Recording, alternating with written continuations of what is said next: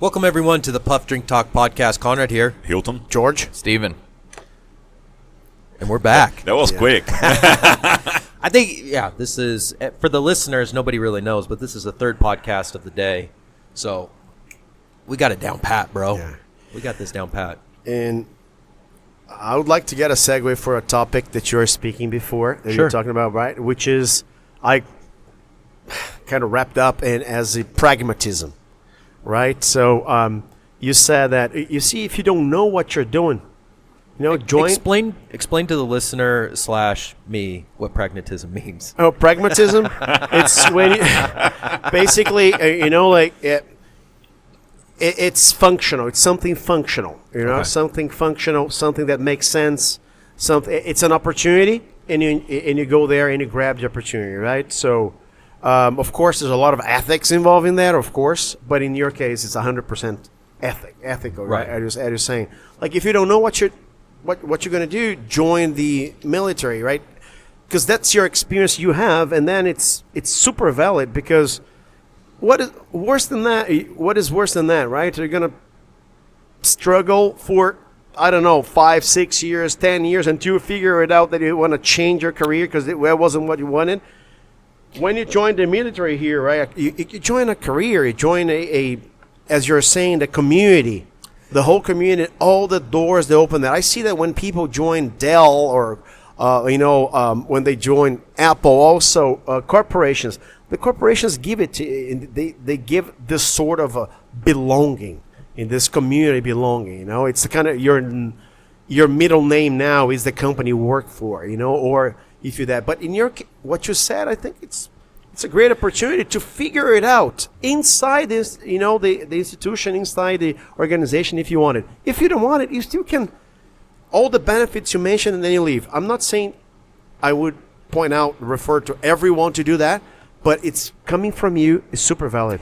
And it's so funny you say that because who was the guest who owns Oak and Ash?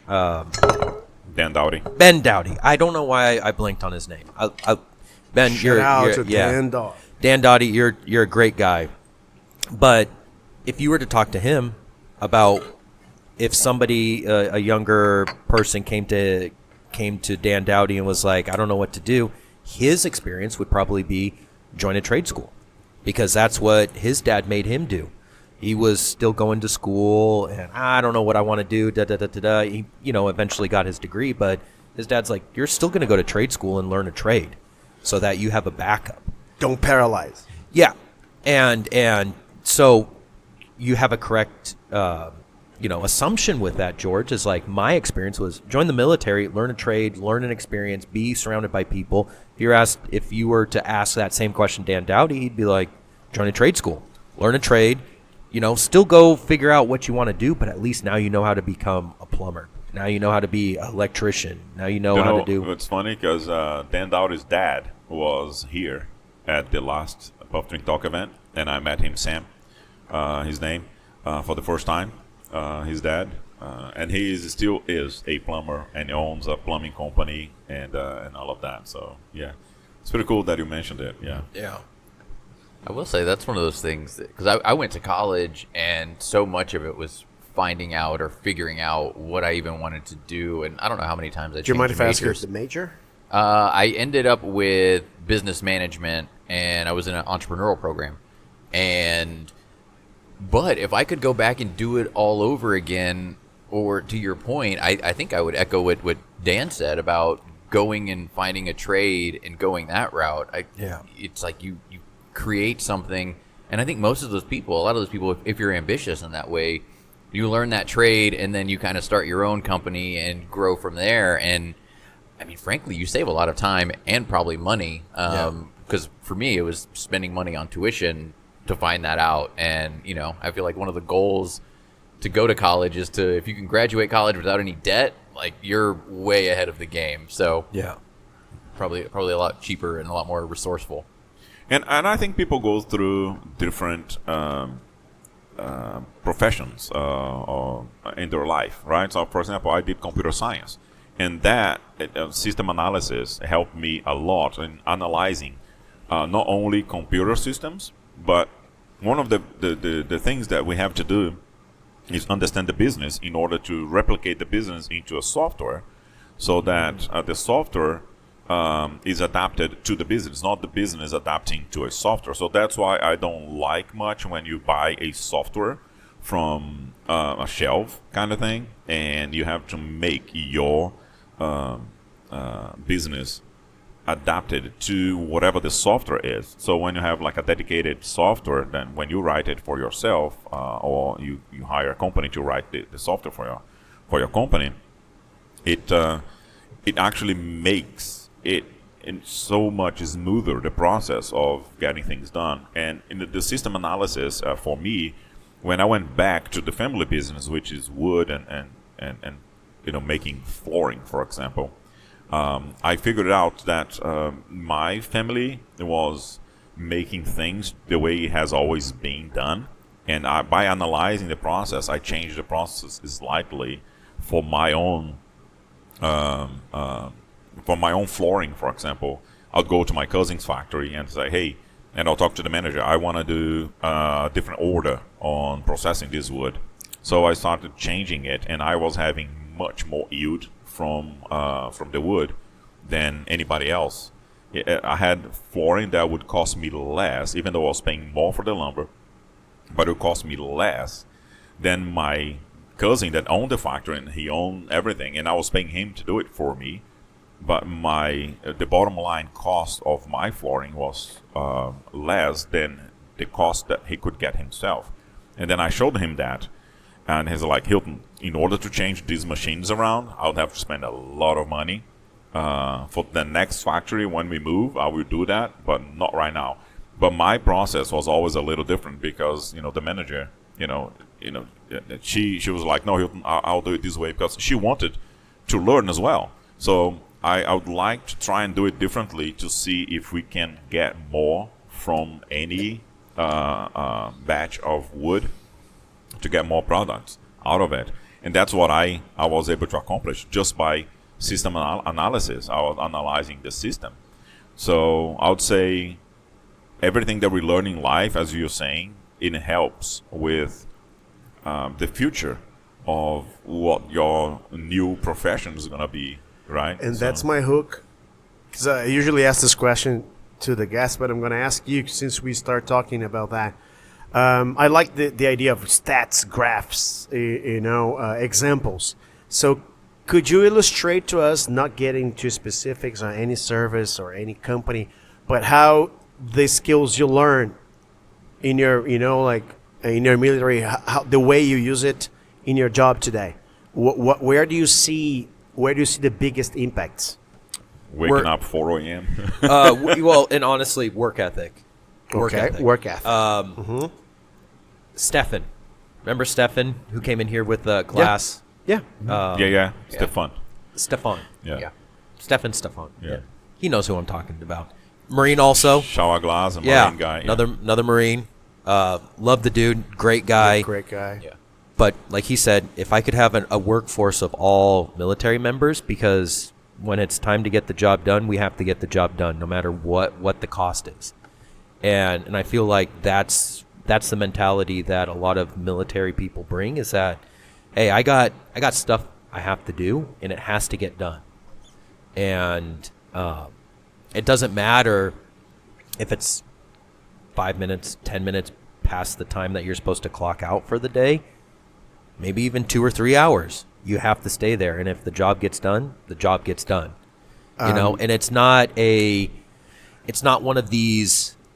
You're not doing it for the fact of like, look at me, I'm such a hard worker. It's like, no, I have a job, I have a mission, I have something that needs to get completed, and I'm going to make sure that it gets completed professionally and it gets done. Testing your Portuguese, right? So you know the expression, missão dada é missão cumprida? Nuh-uh. No?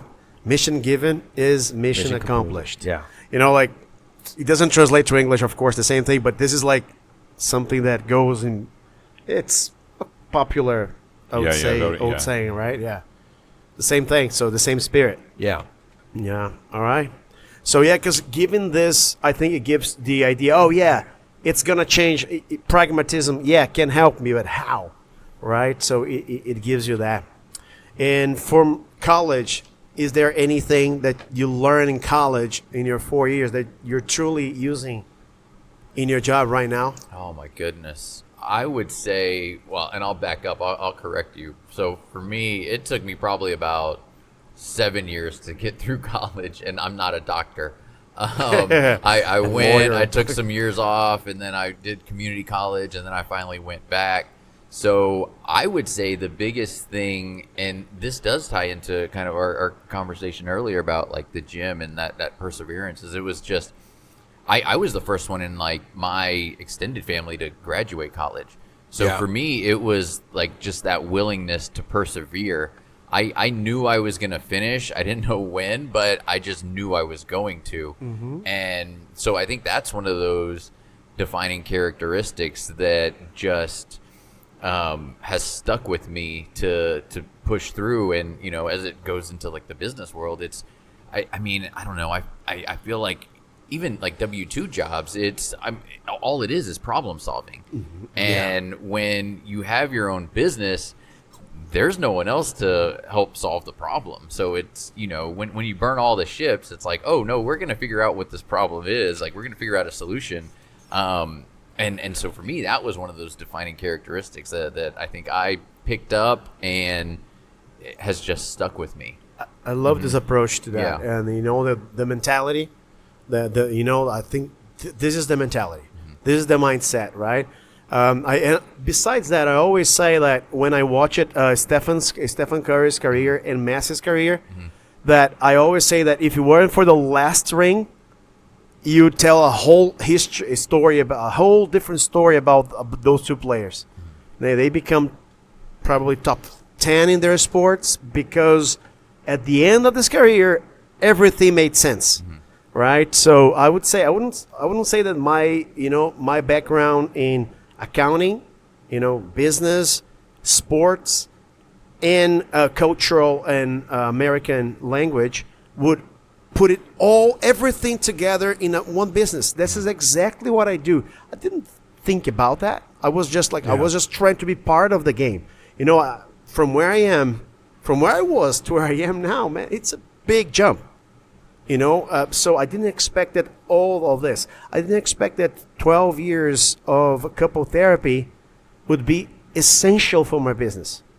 Because you're seeing the minds, you're seeing the way someone super experienced is, trying to solve problems, So all these things together, I didn't expect that. Now that I'm 50, I look back and say, oh my God, yes, I am here because I built that for 30 years. So some people have the advantage. What do we call that? As a maturity kind of thing? Yeah. But it's experience, maturity, try and error, But I've seen those kids that I work with, man, they have plans. Their parents are helping them with the plans when they are 13, 4 years old. And I'm not talking about they're pressing them. I'm just saying that they are there for them. They say, hey, there are many things, many ways here. You can choose any of this. You can choose your path. But they have that when they are 14, 15, 16, 17. It's a good lead way for my question, which is to these two guys over here, baseball. Yes. Right? So how did that shape a little bit of the culture of your own self for what you do? Oh, man. So baseball is one of those sports where it's very much like chess, where I'm thinking one pitch can come and there's so many things that can happen. So in the field, you're thinking about all the different possibilities. Odds. And if this happens, what am I going to do? Or if this happens, where am I going to go? Right? It's reactive. It is. And so there is an element of planning and thinking through all of those scenarios like that. Like, it's so quick. And then whatever happens might be none of those scenarios. So as it pertains to my own life and business, like, I don't wake up one day and just retire, right? Like there's planning that has to go into it, thinking through a lot of that stuff. But I only have right now, right? So how am I going to react to whatever the situations are that I'm presented with, like today? And how do I make the most of those? And so I don't know. I kind of view life as just I don't know. Every day is just a series of opportunities, right? Whether I take advantage of the opportunity or I don't.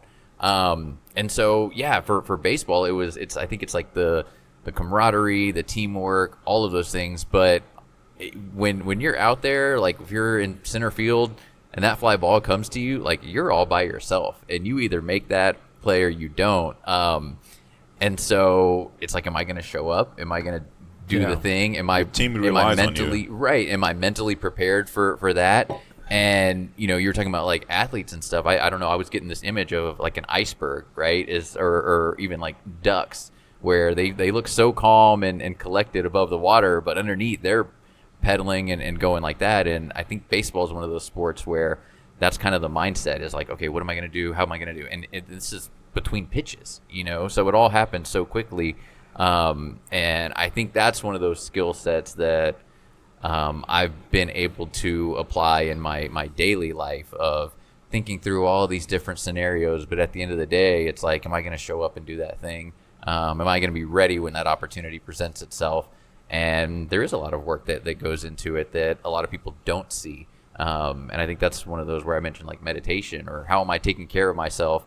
And for me, the working out part in the beginning or in the morning, it kind of feels selfish because I'm doing it for me and I'm the only one that benefits. But what I've learned is that that's one of those things that allows me to show up better for other people and make connections better version. And be more present when I'm having conversations with people. And it's like, I don't have to be worried about my phone or checking whatever is going on. It's like, oh no, I'm right here. And I'm able to be present. And so it's all of those things. But yeah, I think for me, it comes down to like skills, tools, and principles are the biggest things that I'm able to apply, whether I'm out on the baseball field or I'm out networking or I'm working with my business partner or just whatever it is. So I think those are the important like characteristics and traits that I'm able to pull from baseball specifically. Yeah, I just pulled up a famous quote, and now that the internet's going, like, I don't know if it was really said or not, but I had always heard Yogi Berra's famous quote, baseball is 90% mental, 10% physical. Mm-hmm. Or apparently it's 90% mental, the other half is physical. I don't know. The way I heard it. But anyways, I mean, that's baseball. This last weekend, my son, so backstory, I'm not really a baseball person, but my son is. Yeah. I mean, ever since he was 2 years old, he's had a baseball bat in his hand, a baseball ball in the other hand. He's loved it. And this last weekend he was pitching, and our next door neighbors who they're like, you know what, we're going to go to a game. We'll just go watch. We've never been over to Old Settlers, and that's where my son plays. And, they're like, the girls will go play at the park, and we'll go watch Lucas play. And they get there, and my son was pitching, and the neighbor came up to me and goes, I've got goosebumps for Lucas. Like, there's a ton of pressure. There's a lot of, like, parents watching him going like, yeah, Lucas, do it, do this, like screaming and yelling at him. He goes, look, my arm, I've got goosebumps for him. Like, I'm nervous for him. That's a tremendous amount of pressure for a kid that's 10 years old. That's hundreds of eyes just glued at him, seeing how he's going to pitch, how he's going to perform, how he's going to do. And, and it's really interesting to see how baseball is different than a lot of other sports because of that mental factor and the fact of it's a team sport, but it's a very individual sport also. Each player has a specific position that they have to play within the team. And in order to cohesively succeed as a team, each person at those positions has to play well. You have to make a good, accurate throw from, third base to first base to get that hitter out. you know, and there's a lot of rules. Literally the alignment of the stars. Yes. Literally, right? Yes. If you think about, I'm talking about the alignment, right? And you're talking Yeah. about a ball, even at these ages that you know, he's throwing 50, 60 miles an hour. Like, he's got an arm on him, and then the ball's getting hit at the equal or faster velocity, you know, and then you have, you know, the reaction of going, okay, there's a person on first and second, so they're going to be moving because of a hit. So do I get the person out on second if I'm, you know, where's this ball going to be hit? If it's hit here, I got to make that quick decision and make that timely throw. And then you have to throw accurately, you know. So there's a lot of mental things that go into it, you know. And Stephen, like you're saying, it's, you know, baseball is a unique sport because it really helps you develop into being like a calm, collected person under a lot of pressure, because people are expecting a lot out of you. You know, and you're there, you're like, I got to do it. I got to show up. Yeah, I like all of that, you know, analogy with sports and everything else. So, yeah, that's pretty cool. It's pretty cool. Yeah, and pitching's one of those too. Where it's so isolating. Like, baseball's a weird sport where it can feel very lonely out there. Yeah. And there's a saying in baseball that, like, if you're not ready or if you're the one making the errors, then the ball will find you. Oh yeah. And that's so true. It's like, if I'm nervous or if I'm thinking, and I guess to your question too, this is one of those things where I tell people on the field, I'm like, picture yourself making the play, right? Because if I'm thinking I'm nervous or I don't want the ball, like, the ball's gonna find me. But if I'm telling myself, like, okay, I can see myself making that next play, then that's what happens. That it just comes that way. But yeah. So I love the mental piece of baseball. And it's funny. I love telling this story, but the first game this year. So my son gets up to bat, and it was just a bad pitcher. You know, it's just a kid. You know, throwing, and he was throwing lobs, and it was just. Some of it was to the point where, like, the ball was hittable, but a lot of them were, like, on the outside or just poorly thrown. Well, it got to be ball 3, and the kid threw, and then my son swung late, and he looked at the ump and he goes, "Call it a strike." And the ump kind of looks at him and was like, "All right, strike 1." And then so the pitcher comes back, throws another ball, and Lucas just hits it out of the park and scores a home run in the field, in the park home run. And all of us came up to him and go, "Did you purposely swing on that?" He goes, "Hell yeah, I did." He's like, "I knew this kid wasn't doing," he's like, "I didn't want to get walked today. I wanted to hit that damn ball because I knew I could." And it's when your confidence, like you're saying, when you visualize and when you have that mentality of and that confidence of, like, I'm going to do it, you're unstoppable, you know? And it's not just on the baseball field, but that translates so well in life. Like, if you can visually see yourself succeeding or getting out of your comfort zone and doing well in uncertain situations, you're going to succeed in life, you know? I think it's coming to the terms too, like, Hall of Famers fail 7 out of 10 times. Oh, 100. Yes. That's one of those statistics. So Yes. it's like, I'm signing up to fail 7 out of 10 times. More than succeed, yes. Yeah, Yes. and that's if I'm one of the greats, you know. So, and most people are not that. So that's one of those things where if I can, you know, persevere or just show up and be ready and just try to do my best, then, yeah, like, you know, that to me is one of those, like, characteristics of a baseball player that, you know, it's funny. I hadn't thought about that when you talked about Stefan and the hiring military employees, but I feel like baseball players are that way too, where it's like, okay, I'm willing to fail this many times to be great these few amount of times, but those are the things that people remember. You know, they don't remember all the strikeouts or the ground outs or whatever it is. So that's one of those things that is, I feel like, unique to baseball, where you know you're going to fail, but you still show up anyway and do the things. A slump in baseball is like 10, 15 games. You know, if you have a 10 or 15 game slump in basketball, you're getting your ass put on the bench, There's no way that they're gonna be like, okay, man, like you can have one bad game, but tomorrow's game you're gonna have to show You're up. paid to score goals in soccer. Yes. And then you spend 15 days without scoring a goal.